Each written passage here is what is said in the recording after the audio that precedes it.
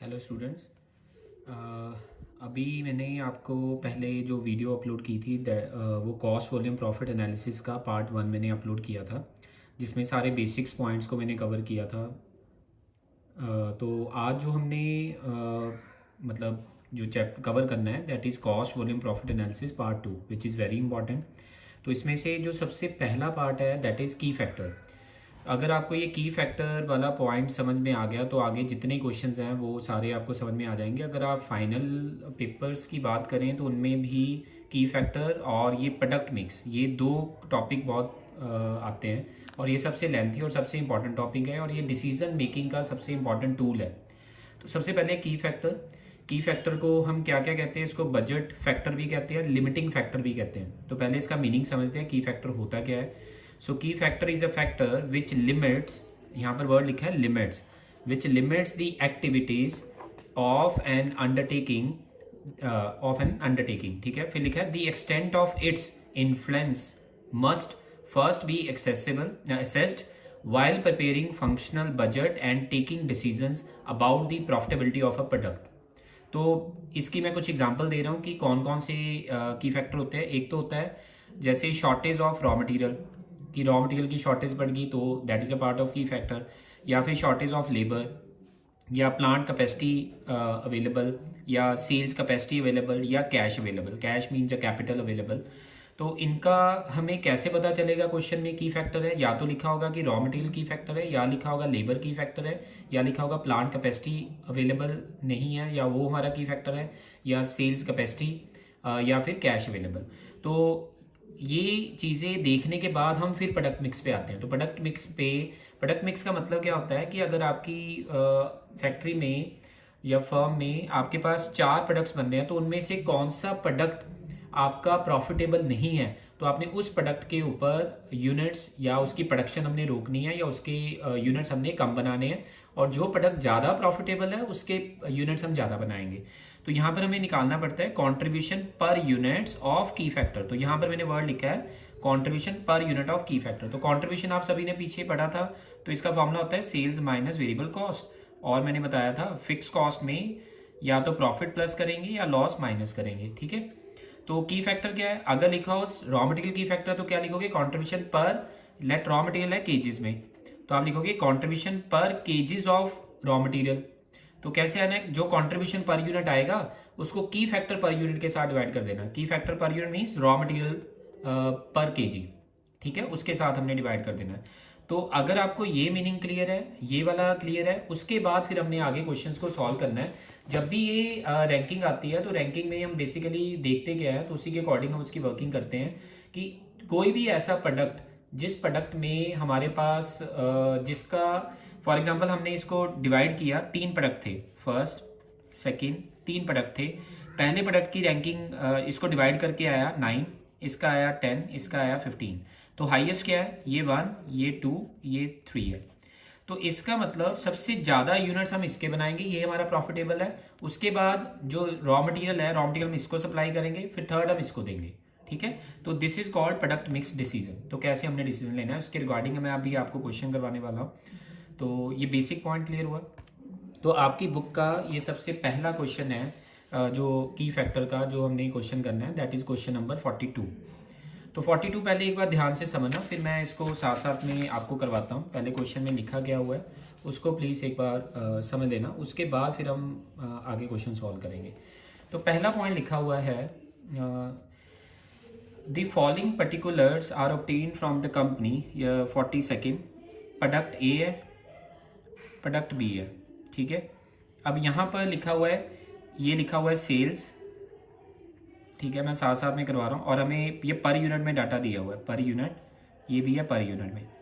तो यहाँ पर दिया हुआ है सेल्स है 100 रुपीज़ ये इसकी है, 200 इसकी है। तो लेस क्या करेंगे हम? वेरिएबल कॉस्ट, लेस हमने किया वेरिएबल कॉस्ट, और इसमें लिखा मटीरियल, ठीक है। अब मटीरियल आप चेक करोगे, मटीरियल यहाँ पर लिखा हुआ है पर यूनिट है 20 रुपीज़, और यहाँ पर क्या है 50 रुपीज़, ठीक है। अब 10 रुपीज़ पर केजी है, ये रुपीज़ में दिया हुआ है, चेक कर लो रुपीज़ में दिया हुआ है। तो यहाँ पर लिखा है 10 रुपीज़ पर केजी। तो इसका मतलब यहाँ पर केजीज कितने हो गए? 2 केजीज, और यहाँ पर केजीज कितने हो गए? 5 केजीज। डिवाइड कर दिया ना। अब लिखा है डायरेक्ट वेजेस क्या है, 6 रुपीज़ पर आवर, तो ये टोटल रुपीज़ में है, तो आवर्स कितने हो गए 5 आवर्स, और यहाँ पर आवर्स कितने हो गए 10 आवर्स। ठीक है, तो यहाँ तक क्लियर हो गया सभी को पॉइंट। अब आ गया वेरिएबल ओवरहेड है और फिक्स ओवरहेड दिए हुए हैं 10,000। हमें क्या चाहिए, नीचे लिखा है comment on the profitability of each product when the total sale potential in unit is limited. मैं सारे पॉइंट एक एक करके बता रहा हूँ। तो सबसे पहले आपने क्या करना है, इसका वो निकालना है कंट्रीब्यूशन। ठीक है, 20, 50 डायरेक्ट वेजेस हैं 30 rupees, this is 60 rupees, then variable overheads 10 and 20। तो अगर आप इसको लेस करोगे 60 ये हो गया, 130 ये हो गया, तो अगर आप इसको लेस करोगे तो कंट्रीब्यूशन आ जाएगा 40 पर यूनिट, यहाँ पर आ जाएगा 70 पर यूनिट। ठीक है, तो फर्स्ट पॉइंट क्लियर हो गया कि हमने सबसे पहला स्टेप क्या करना है, कंट्रीब्यूशन पर यूनिट निकालना है। तो मैं यहाँ पर लिख देता हूँ कंट्रीब्यूशन पर यूनिट। तो पहला पॉइंट क्या पूछा गया, फर्स्ट पॉइंट पूछा गया है द ए पार्ट इज, तो इसको प्लीज़ एक बार ध्यान से समझ लेना कि इसमें वर्किंग कैसे करनी है। तो ए पार्ट में पूछा गया है the total sales potential in units is limited. पहला पॉइंट लिखा है अगर sale potential in units is limited हो, तो अगर ये वर्ड लिखा हुआ है कि total sale potential in units is limited है, तो sale potential in units is limited, limited means the key factor. तो उस केस में हमने करना क्या है, हमने सिर्फ कंट्रीब्यूशन पर यूनिट देखना है। तो इसमें कंट्रीब्यूशन किसका ज़्यादा है, कंट्रीब्यूशन प्रोडक्ट बी का सबसे ज़्यादा है और प्रोडक्ट ए का सबसे कम है। तो आप नीचे लाइन क्या लिखोगे, जब इन यूनिट में लिखा हो 10, तो आपने एक लाइन में लिखना है 10 when sales potential in units is limited, product B is more profitable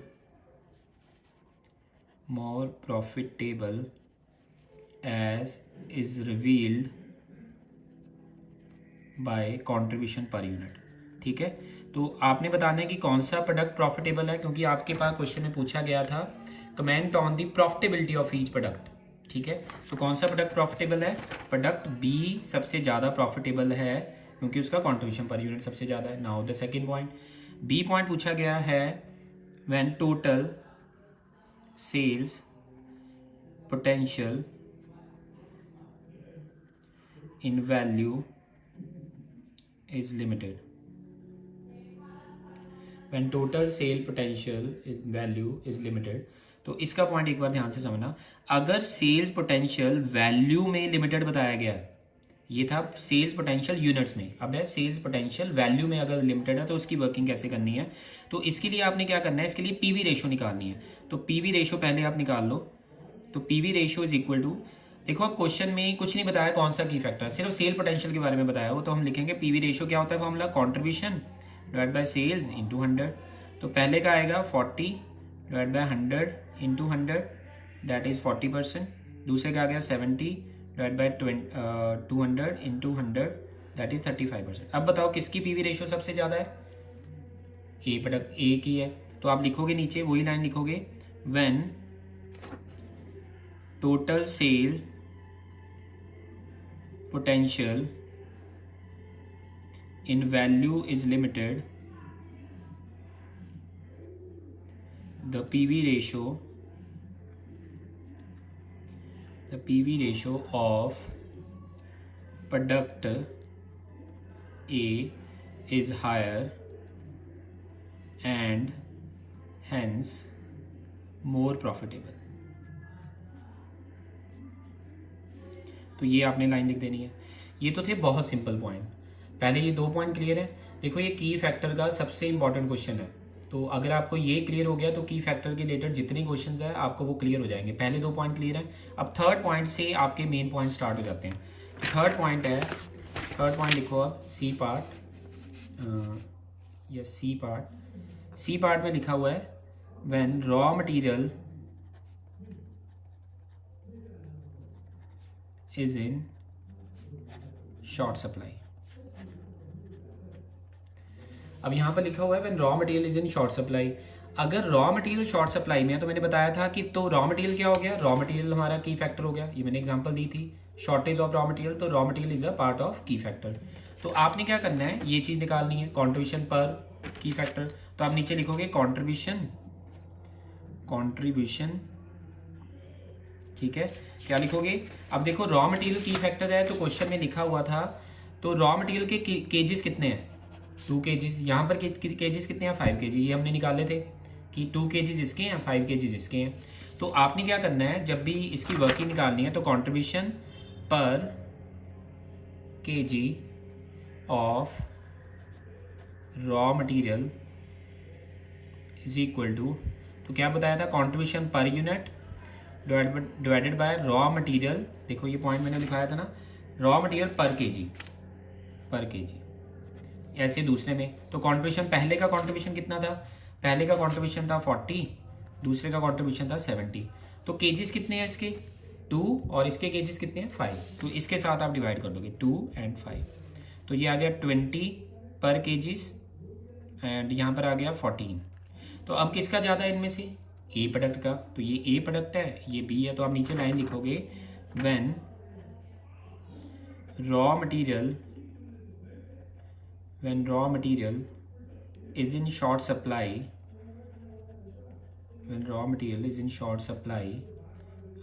contribution per kg of raw material for product A is more and hence more profitable। बस ये लाइन आपने लिख देनी है। जब भी की फैक्टर हो हमने सिर्फ ये फाइंड आउट करना है कि कौन सी प्रोडक्ट प्रॉफिटेबल है, ठीक है। जब प्रोडक्ट मिक्स की बात आ जाएगी, वो इसी क्वेश्चन में पॉइंट है, तो हमने इनको रैंक करना होता है, ठीक है। तो ये तीसरा पॉइंट क्लियर हुआ। अब आ गया फोर्थ पॉइंट, डी पॉइंट समझो। डी पॉइंट लिखा है production capacity is the limiting factor, production capacity is the limiting factor. तो अब यहाँ पर क्या है, प्रोडक्शन कैपेसिटी लिखा हुआ है, production capacity is the limiting factor. तो इस केस में लेबर कितने आवर्स काम कर रही है, 5 आवर, यहाँ पर इसके 5 आवर्स के वेजेस आप दे रहे हो, यहाँ पर 10 आवर्स के लिए। तो यहाँ पर हमने लेबर आवर को कंसिडर करना है। तो आप क्या लिखोगे, वही निकालोगे contribution per labour our, contribution per labour hour. तो यहाँ पर क्या आएगा, तो पहले का कंट्रीब्यूशन 40 था, इसका 70 था, डिवाइड बाय लेबर आवर, मतलब जितना भी कंट्रीब्यूशन है उसको जो की फैक्टर होता है उसके साथ डिवाइड करना होता है। तो यहाँ पर की फैक्टर क्या है, 5 और 10, तो इसको 5 के साथ डिवाइड किया, इसको 10 के साथ डिवाइड किया, तो यहाँ पर आ गया 8, यहाँ पर आ गया 7। तो यहाँ पर भी आप लाइन लिखोगे when capacity is limited then contribution per labour hour of product A is more, इसका ज़्यादा है ना, is more and hence more profitable. तो जिसका भी मतलब डिवाइड करने के बाद, की फैक्टर के डिवाइड करने के बाद जो भी सबसे ज़्यादा होगा वो प्रोडक्ट ज़्यादा प्रॉफिटेबल है। तो उसी के बेस के ऊपर हम डिसीजन लेते हैं। तो पहले बताओ ये 4 पॉइंट्स क्लियर है सभी को, क्योंकि नेक्स्ट पॉइंट थोड़ा सा इसी क्वेश्चन का टफ है। पहले ही पॉइंट क्लियर, चलो अब ई पार्ट समझते हैं। ई पार्ट ध्यान से समझना। अब ई पार्ट में लिखा क्या हुआ है, व्हेन टोटल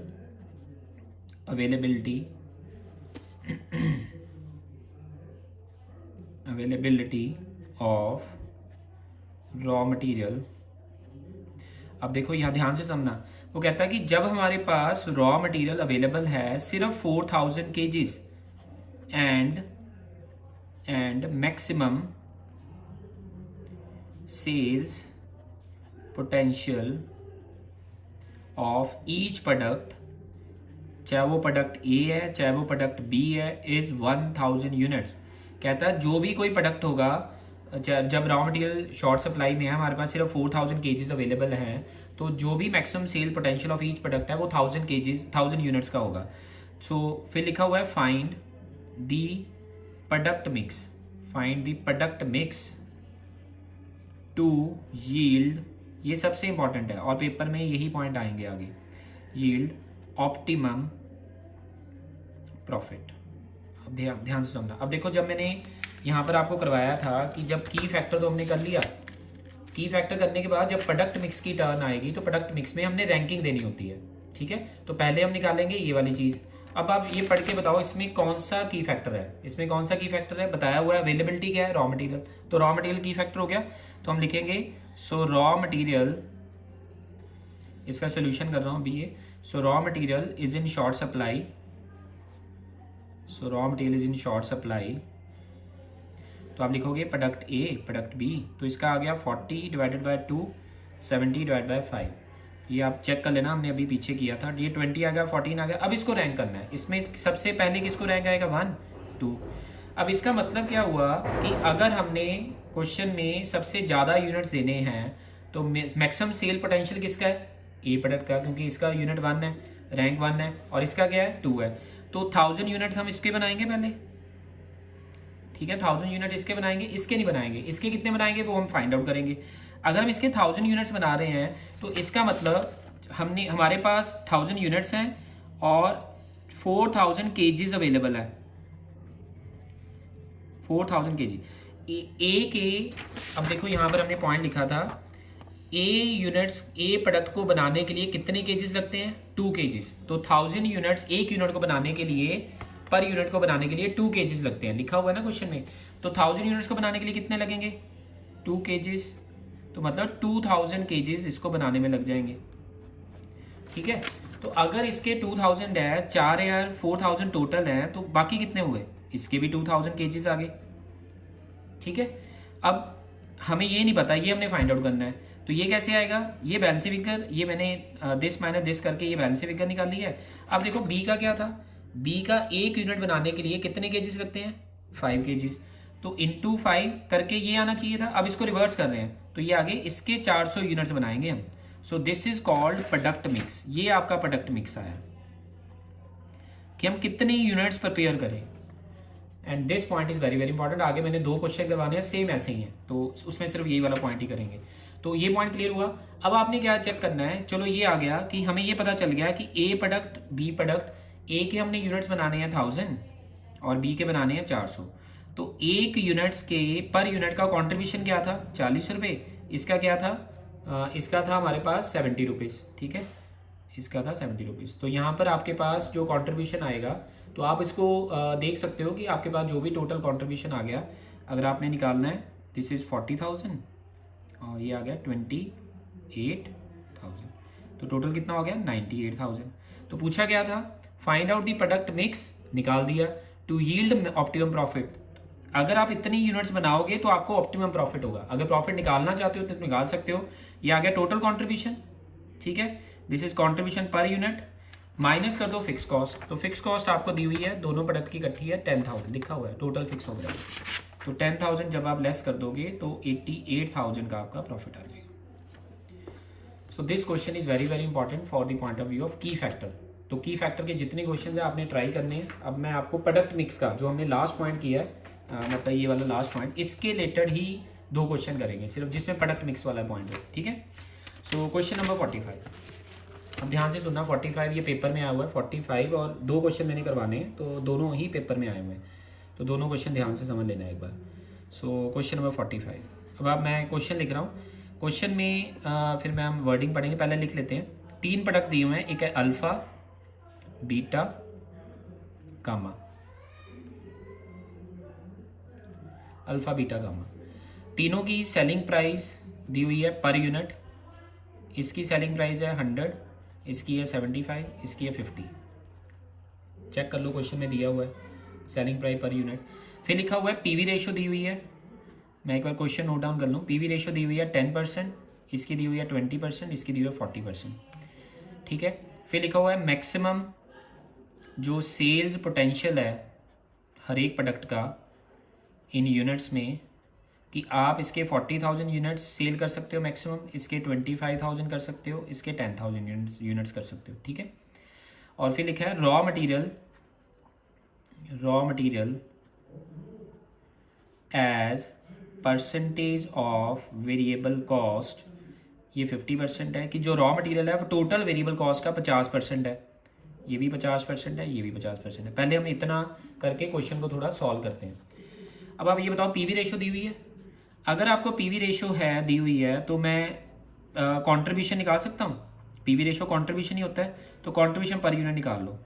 तो कैसे आएगा, 100 का 10%, 10 रुपीज़ पर यूनिट, 75 का 20%, 15 रुपीज़ पर यूनिट, 50 का 40%, 20 रुपीज़ पर यूनिट।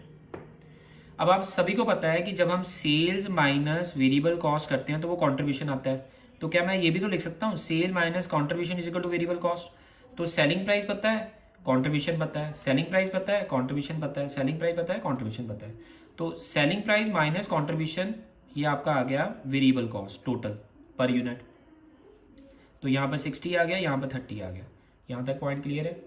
जैसे ही आपकी वेरिएबल कॉस्ट आई, टोटल वेरिएबल कॉस्ट आई, तो क्वेश्चन में क्या लिखा था, जो रॉ मटेरियल है वो 50% है वेरिएबल कॉस्ट का।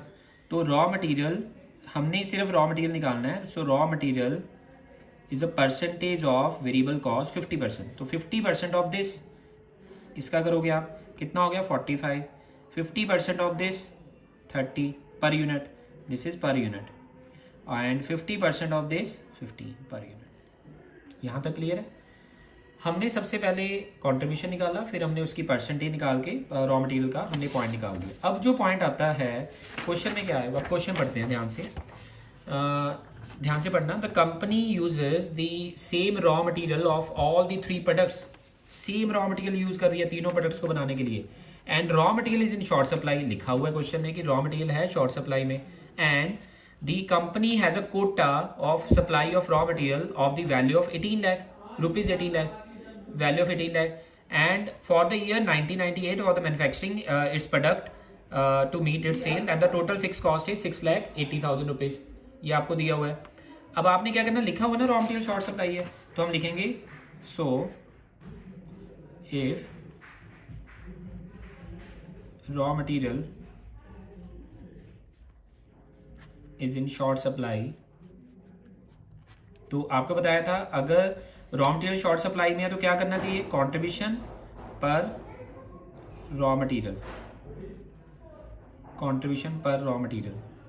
तो ये कैसे निकालना है, अल्फा बीटा गामा, यही है 3 प्रोडक्ट। तो इसका कंट्रीब्यूशन कितना था हमारे पास, 10 15 20 डिवाइड बाय क्या चीज़ की फैक्टर है, जो चीज़ की फैक्टर होती है उसके साथ डिवाइड कर देते हैं। क्या चीज़ की फैक्टर है, 45 30 15, ठीक है। तो ये था 20, ठीक है। अब जब आप इसको डिवाइड करोगे तो डिवाइड करने के बाद 10/45 आ जाएगा 0.22 और 0.50 और ये आ जाएगा 1.33।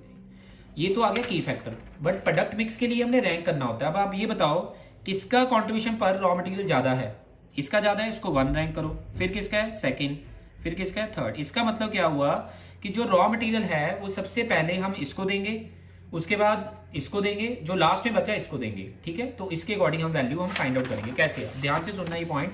तो अब यहाँ पर हमने यूनिट्स को फाइंड आउट करना है कि यूनिट्स कैसे निकालने हैं। तो मैंने लिखा कि रैंकिंग आ गई, रैंकिंग क्या आई कि अल्फ़ा बीटा गामा, इसको 1 रैंक आया, इसको 2 रैंक आया, इसको 3rd रैंक आया, ठीक है। यहाँ तक क्लियर है। अब हमें ये पता था कि इनके जो मैक्सिमम सेल पोटेंशियल यूनिट्स है, मैक्सिमम सेल पोटेंशियल यूनिट दिए हुए हैं, पर हमने ये देखना था कि किसको कैसे दें सेल यूनिट्स।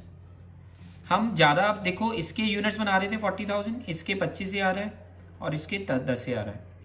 अब हमने देखना है कि क्या जो उन्होंने लिखा था वो ठीक है, हम इसको अब ठीक करेंगे, ठीक है। कैसे ठीक करेंगे, पहला पॉइंट आ गया कि जो गामा है इसके तो 10,000 यूनिट देने ही पड़ेंगे, क्योंकि ये पहला रैंक है।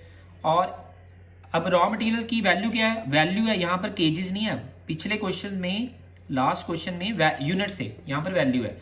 तो ये वैल्यू कैसे आएगी, इसकी वैल्यू प्लस इसकी वैल्यू प्लस इसकी वैल्यू। तो गामा का रॉ मटेरियल की प्राइस क्या थी, ये देखो रॉ मटेरियल की प्राइस निकाली थी ना हमने 15 रुपये। तो मैं यहाँ पर लिख देता हूँ कि ये 15 रुपये था और ये था 30 रुपीज़ और ये था 45 रुपीज़, ठीक है। अब आप बताओ कि 10,000 इंटू 15, इसको 1,50,000 रुपीज़ का मटेरियल लगेगा, तो इसके यूनिट्स भी पूरे देंगे क्योंकि सेकंड रैंकिंग है 25,000। 7.5 लाख इसको देना पड़ेगा।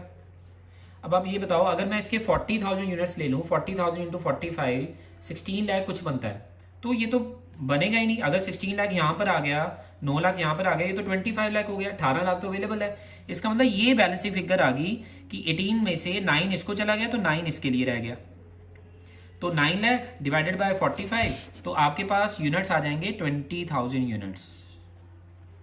तो ये आपकी बैलेंसिंग फिगर आई है। So this is your product mix. पहले बताओ ये पॉइंट क्लियर हुआ। लास्ट क्वेश्चन में भी हमने ऐसे ही किया था, आप चेक कर लो, वहां पर हमने इसके यूनिट्स निकाले थे, यहाँ पर अब हमने इसके जो लास्ट पे रैंकिंग है उसके यूनिट्स निकाल लेने, जो बैलेंस अवेलेबिलिटी है। अब क्वेश्चन ने पूछा क्या था, क्वेश्चन ने पूछा था डिटरमिन अ सेल मिक्स, वो हमने निकाल दिया, विच will give the maximum overall profit, ठीक है, वो हमने बता दिया कि शॉर्ट सप्लाई इतनी यूनिट्स अगर आप बनाओगे तो मैक्सिमम प्रॉफिट होगा, अदरवाइज नहीं होगा।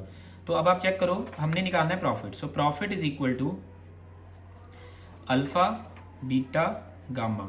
अल्फा के हम यूनिट्स बना रहे हैं 10,000, इसके बना रहे हैं 25,000 और इसके बना रहे हैं 20,000 इनटू इसका देखो आप कंट्रीब्यूशन पर यूनिट कितना है। कंट्रीब्यूशन पर यूनिट हमने निकाला था 10, 15, 20, चेक कर लो, ठीक है। तो मैंने यहाँ पर लिख दिया 10, 15, 20, तो इसका कंट्रीब्यूशन आ जाएगा 1 लाख, ठीक है। और इसका आपके पास अल्फा का, सॉरी ए का यहाँ पर रिवर्स लिख दिया मैंने, this is gamma beta alpha, क्योंकि गामा के हैं 10,000 यूनिट और इसके 25,000, इसके 20,000, तो इसका रेट है 20 रुपीज़ और इसका 15 है, इसका 10 रुपये, तो ये 2 लाख हो गया और ये आ जाएगा 3,75,000 और ये आ जाएगा 2 लाख। तो टोटल कंट्रीब्यूशन कितना आ गया, total contribution is equal to 7,75,000 minus fix cost is already given in the question, आप चेक कर लेना, फिक्स कॉस्ट गिवन है 6,80,000, तो ओवरऑल प्रॉफिट आ गया 95,000। So this is very important question. तो ये अब आपने एक बार देखना है दोबारा से। मैं अब आपको नेक्स्ट क्वेश्चन करवा रहा हूँ सेम ऐसा ही, सो दैट आपकी प्रैक्टिस हो जाए, और ये भी क्वेश्चन सबसे ज़्यादा इंपॉर्टेंट है। अब ये वाला क्वेश्चन जो हमने किया था, 2 क्वेश्चन किए जिसमें लिखा हुआ था raw material is a key factor. अब अगर किसी क्वेश्चन में ना लिखा हो कौन सा की फैक्टर है, खुद फाइंड आउट करना, तो कैसे करेंगे वो चीज़ मैं आपको बता रहा हूँ। So question number 48, again very important for 15 marks, 48 question, ठीक है। सो पहला पॉइंट हम लिख लेते हैं, आप क्वेश्चन पढ़ लो पहले एक बार क्या लिखा हुआ है। 3 प्रोडक्ट है, पहले हम लिख लेते हैं, चलो 3 प्रोडक्ट है, product A, product B, product C, ठीक है। 3 प्रोडक्ट हमें दिए हुए हैं, तो 3 प्रोडक्ट हमने लिख दिए। तो 3 प्रोडक्ट की वैल्यू क्या क्या दी हुई है। सबसे पहले दिया हुआ है सेलिंग प्राइस पर यूनिट, तो सेलिंग प्राइस है 125 रुपये, 100 रुपीज़, 200 रुपीज़। क्वेश्चन पढ़ लेना, 48 क्वेश्चन है और बहुत इंपॉर्टेंट क्वेश्चन है। फिर लिखा हुआ है रॉ मटेरियल, ये वेरिएबल कॉस्ट है, रॉ मटेरियल, ठीक है। पहले रॉ मटेरियल समझ लो आप क्या लिखा है। रॉ मटेरियल पर यूनिट, एक यूनिट बनाने के लिए 10 केजीज लगते हैं, बी के बनाने के लिए 6 केजीज लगते हैं, इसके 5 केजीज, इसमें केजीज दिए हुए अभी 10 केजीज, 6 केजीज, 5 केजीज, ठीक है। अब आप ये देखो, चेक करना, नीचे रेट भी दिया हुआ है कि अगर 1 lakh KGs of raw material है वो अवेलेबल है 10 रुपये पर केजीज में। इसमें अगर 10 केजीज लगते हैं तो 10 रुपये के हिसाब से पर यूनिट की वैल्यू कितनी होगी, 100 रुपया। यहाँ पर कितनी हो जाएगी, 6 इंटू 10 60 रुपीज़, 5 इंटू 10 50 रुपीज़। तो इसकी वैल्यू दी हुई है 10 रुपये मटीरियल की, तो 10 के साथ मल्टीप्लाई करके 100 रुपीज़ पर यूनिट आ जाएगा, 60, 50। फिर बताया हुआ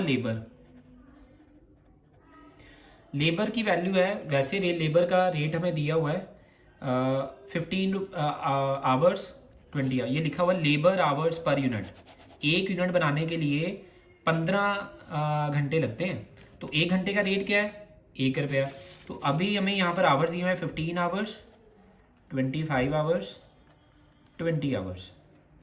तो एक है 1 इंटू 1, एक तो ये हो गया, ये रॉ मटेरियल का आ गया, ये सेलिंग प्राइस आ गई, और ये आ गया लेबर का 15, 25, 20। अब हमें ये पता है, ये क्लियर हो गया सभी को पॉइंट। तो कंट्रीब्यूशन कैसे आता है, selling price minus variable cost. तो दोनों को अगर आप लेस कर दोगे तो लेस करने के बाद आपके पास वैल्यू आ जाएगी, एक मिनट चेक करना, ये 15 रुपीज़ अगर आप लेस करते हो तो पहली वैल्यू आ जाएगी 115 10, ठीक है। तो फर्स्ट पॉइंट आपका कवर हो जाएगा यहाँ तक।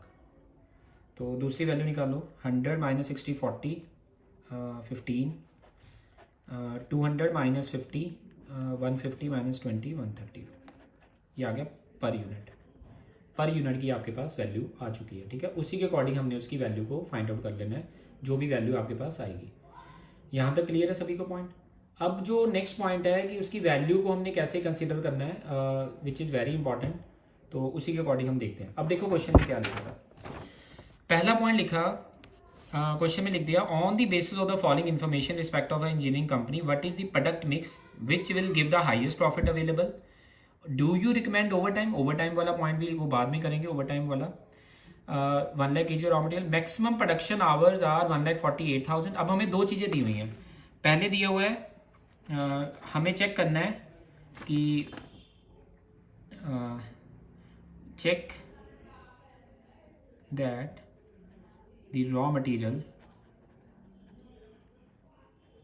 to check that raw material is a key factor। ये हमने चेक करना है कि क्या रॉ मटेरियल हमारा की फैक्टर है, ठीक है। क्योंकि क्वेश्चन में दो चीज़ें दी हुई हैं, 1 लाख kg और रॉ मटेरियल अवेलेबल है, मैक्सिमम प्रोडक्शन आवर्स अवेलेबल है। तो हमने दोनों के अकॉर्डिंग चेक करना है कौन सी चीज़ की फैक्टर है, क्या रॉ मटेरियल की फैक्टर है, क्या प्रोडक्शन आवर्स की फैक्टर है। क्योंकि पहले क्वेश्चन में लिखा हुआ था कि रॉ मटेरियल की फैक्टर, तो हमने उसके अकॉर्डिंग ही कर दिया था। अब देखो ये पेपर में आया हुआ है, तो यहाँ पर एक लिखा हुआ है मैक्सिमम पॉसिबल यूनिट्स। तो इसके 6000 है, इसके 4000 है, इसके 3। तो मैं यहाँ पर लिख देता हूँ maximum production possible 6000 units, 4000 unit, 3000 unit. अब आप चेक करना, तो मैंने यहाँ पर लिख दिया ABC। अभी हमने चेक करना है, अभी की फैक्टर नहीं ढूंढ, की फैक्टर चेक करना है कि क्या की फैक्टर है ये। अब देखो ये यूनिट्स हैं, एक यूनिट बनाने के लिए कितने केजेस लगते थे, 10 केजेस। बी के कितने लगते थे, 6 केजेस। सी के कितने लगते थे, 5 केजेस। तो यहां पर आ गया टोटल केजेस किलोज रिक्वायर्ड, हमने रिक्वायर्ड निकालने हैं। ये आ गया 60,000 केजेस, 24,000 केजेस, 15,000 केजेस। तो अगर तीनों को मिला दें तो टोटल कितने आवर्स हो गए, केजेस हो गए 99,000 केजेस रिक्वायर्ड है, इतने रिक्वायर्ड है। फिर हमने देखना है टोटल केजेस अवेलेबल। अब क्वेश्चन में अवेलेबल कितने थे चेक करो, 1 lakh cages of raw material, 1 lakh cages of raw material. अब आप ये बताओ क्या रॉ मटेरियल की फैक्टर है, चेक करो है की फैक्टर, नहीं। हमें कितने चाहिए थे 99, हमारे पास कितने हैं 1 लाख, रिक्वायर्ड से तो ज़्यादा है ना। अगर रिक्वायर्ड से कम होते तो हम कहते हैं कि raw material is a key factor. अब हम नीचे लिखेंगे, so the required raw material cages that is 99,000 which is lesser than the available raw material cages, so raw material is not a key factor. तो आप नीचे एक line लिखोगे तो हमें पता चल गया कि रॉ मटेरियल की फैक्टर नहीं है। अब हम आएंगे लेबर पे, क्या लेबर चेक करेंगे लेबर की फैक्टर है या नहीं है। ये पॉइंट क्लियर हो गया। अब आ जाओ लेबर वाला पॉइंट, बी पॉइंट। बी में भी लिखो ABC। तो मैंने उसके पहले मैक्सिमम प्रोडक्शन यूनिट्स लिख दिए। तो यहाँ पर यूनिट्स दिए हुए हैं, ये थे 6000, ये थे 4000 और ये हैं 3000। अब यहाँ पर देखना है कि एक यूनिट को बनाने के लिए कितने आवर्स लगते हैं, 15 hours, 25 hours, 20 hours. 15 hours, 25 hours, 20 hours, ये आवर्स दिए हुए हैं कि एक यूनिट को बनाने के लिए। So total production hours required, तो ये आ गया 90,000 आवर्स ए प्रोडक्ट के लिए चाहिए, 1 लाख आवर्स बी प्रोडक्ट के लिए चाहिए और 60,000 आवर्स सी प्रोडक्ट के लिए चाहिए। यहाँ तक क्लियर? तो अगर तीनों को मिला दें कितने आवर्स रिक्वायर्ड है?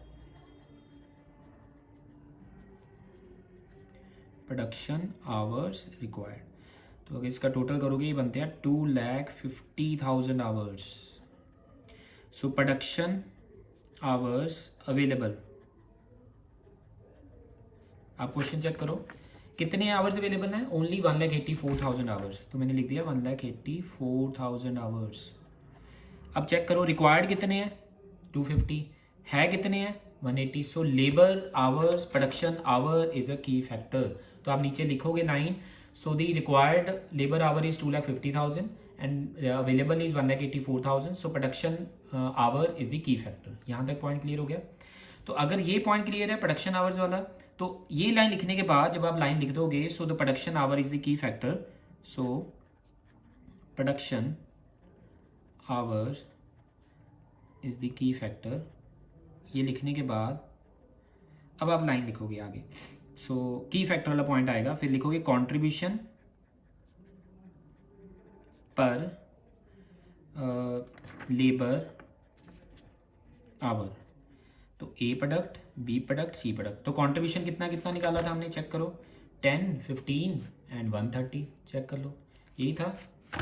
तो मैंने यहाँ पे लिख देना है 10, 15 एंड 130 डिवाइडेड बाय क्या करोगे, उनके जो आवर कितने थे 15, 25 एंड 20, तो इसको आप डिवाइड कर लेते हैं। तो पहले पॉइंट में आ जाएगा, फर्स्ट पॉइंट में दैट इज 10 डिवाइडेड बाय 15 0.67, दूसरे में 15 डिवाइड बाय 25 0.6, 130 डिवाइड बाय 20 6.5। तो अब इसको रैंकिंग दो, रैंकिंग इसको फर्स्ट, इसको सेकंड, इसको थर्ड, ठीक है। अब हमारे पास आवर्स को हमने पूरा करना है और उसी के अकॉर्डिंग उसकी वर्किंग करनी है। अब आप चेक कर लो कि हमने पहले चेक किया कि कौन सा की फैक्टर है और उसी के अकॉर्डिंग हमने उसकी वर्किंग को फाइंड आउट किया है। और अब यहाँ पर देखो पहले के यूनिट्स कितने थे 3000, ये लिखा हुआ 3000, इसको बनाने के लिए कितने आवर्स लगते हैं 60,000 आवर्स, तो इसको देने पड़ेंगे हमें। दूसरा इसके कितने यूनिट्स हैं 6,000 इनटू कितने आवर्स 15, 90, मतलब दोनों को मिला के 1,50,000 तो खत्म हो गए। है कितने हमारे पास अवेलेबल, कितने ओनली, तो मैंने लिख दिया कि अवेलेबल हैं 1,48,000 आवर्स। तो इसका मतलब इसको कितने गए 34,000 आवर्स, बैलेंसिंग फिगर, ये क्लियर हुआ। इसको इसमें 184 में से 90 और 60 को माइनस किया 34 आ गया, और इसके एक यूनिट बनाने के लिए 25 लगते हैं, तो 34,000 डिवाइडेड बाय 25, 136 यूनिट, ये आ गई। तो ये आ गया आपका प्रोडक्ट मिक्स। पहला पॉइंट क्लियर हो गया प्रोडक्ट मिक्स वाला पॉइंट। तो यहाँ तक आपका एक पॉइंट कवर हो जाता है कि हमने कितने कितने यूनिट्स बनाने हैं, उसके अकॉर्डिंग हमने प्रोडक्ट मिक्स निकाल दिया, क्योंकि क्वेश्चन में पूछा गया था कि what is the product mix, तो हमने प्रोडक्ट मिक्स निकाल दिया। अब दूसरा पॉइंट आता है, ये तो आ गया कि आप देख लो ए के 6,000 यूनिट बनाने पड़ेंगे, बी के 1360 यूनिट, पहले 4,000 थे, और सी के कितने बनाने पड़ेंगे, सी के बनाने पड़ेंगे हमें 3,000 यूनिट्स, सी के 3,000, ठीक है। अब आता है second point which is very important, उसके बाद ये खत्म हो जाएगा। अब लिखा था क्वेश्चन में लाइन लिखी हुई है, do you recommend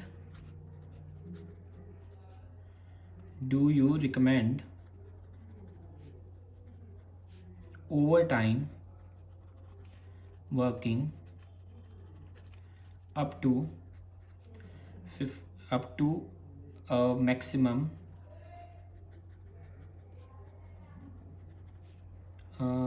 of 15,000 hours at twice the normal wage। ये क्वेश्चन पूछा गया है, क्वेश्चन मार्क, फिर लिखा है overheads are ignored for the purpose of this question, overhead वैसे भी नहीं दिए हुए। अब आप ये बताओ, ये ओवर टाइम वाला जो पॉइंट है मैक्सिमम 15,000 आवर, किस प्रोडक्ट के ऊपर आप लगाओगे, इन तीनों में से बताओ किस प्रोडक्ट के ऊपर लगाओगे। ए को तो पूरा मिल गया, सी को भी पूरा मिल गया, किसको कम मिला है, थर्ड को, तो थर्ड प्रोडक्ट के ऊपर आप ओवर टाइम आवर लगाओगे, ठीक है। तो अगर थर्ड के ऊपर लगाते हो तो यहाँ पर हमने क्वेश्चन में पढ़ा था बी प्रोडक्ट के ऊपर, सॉरी, तो बी में एक यूनिट बनाने के लिए कितने आवर्स लगते हैं? 25। एक यूनिट को बनाने के लिए 25 आवर्स लगते हैं, 25 आवर्स। तो आप ये बताओ, अगर 15,000 यूनिट्स का ओवर टाइम लगाओगे तो ओवर टाइम ये किस प्रोडक्ट के लिए? प्रोडक्ट बी के लिए, क्योंकि उसको कम यूनिट मिले। तो इसके अगर प्रोडक्ट बी के लिए है तो आपने यूनिट्स निकाल लेने हैं कि अगर ये करोगे तो 15,000 आवर्स हैं। यूनिट कैसे निकालने? एक यूनिट्स को बनाने के लिए 25 आवर लगते हैं बी को बनाने के लिए। तो 15,000 आवर्स में कितने यूनिट्स बन जाएंगे? तो 15,000 divided by 25 that is equal to 600 units extra बना दोगे आप अगर ओवर टाइम पे काम करवाएं। ठीक है, अब हम देखना है कि क्या ये ओवर टाइम रिकमेंड करना चाहिए, लगाने चाहिए या नहीं लगाने चाहिए। तो पहले सेलिंग प्राइस, अगर 600 यूनिट हैं, एक यूनिट को बनाने की सेलिंग प्राइस क्या थी बी की? 100 रुपये इंटू 100 तो 60,000 माइनस वेरिएबल कॉस्ट 600। मटेरियल, सबसे पहले मटेरियल 600 यूनिट, एक यूनिट को बनाने के लिए मटेरियल की कॉस्ट पर यूनिट कितनी निकालनी थी? 60 रुपीज़ इंटू 60 36,000। लेबर, अगर लेबर 1 रुपया दे रहे थे हम पर आवर्स, यहाँ पर लिखा था जो लेबर का रेट है वो twice the normal wage rate है, ट्वाइस मतलब 2 गुना। तो 600 एक यूनिट्स है ना, एक यूनिट को बनाने के लिए आवर लगते थे हमारे पास, कितने आवर्स लग रहे हैं यहाँ पर? 25 आवर्स। तो 600 इंटू 25 इंटू 2, एक यूनिट बनाने के लिए 25 आवर, 1 रुपया रेट था, अब डबल कर दिया। तो इसको करो 600 इंटू 25 इंटू 2, तो ये बन गया 30,000। तो ये भी लेस, ये भी लेस, इसका मतलब क्या हुआ? ये लेस करें तो कितना बन रहा है? 6,000 का कॉन्ट्रीब्यूशन नेगेटिव में चला जाता है। फिक्स कॉस्ट तो है नहीं, तो ये हमारा प्रॉफिट ही माना जाएगा, एक तरीके से प्रॉफिट है। अब आप ये बताओ, क्या ये ओवर टाइम रिकमेंड करना चाहिए? नो। ओवर टाइम लगाने से हमारा जो प्रॉफिट है वो 6,000 से ओवरऑल कम हो जाएगा, तो हम ओवर टाइम रिकमेंड नहीं करेंगे। सो ये मेजर पॉइंट है, ये 3 क्वेश्चन आपने ट्राई करने हैं। सो आई ट्राई कि इसका थर्ड पार्ट भी बनाऊँ जिसमें थोड़े टिपिकल क्वेश्चन और आपको सॉल्व करवा दूँ। So all the best, thank you.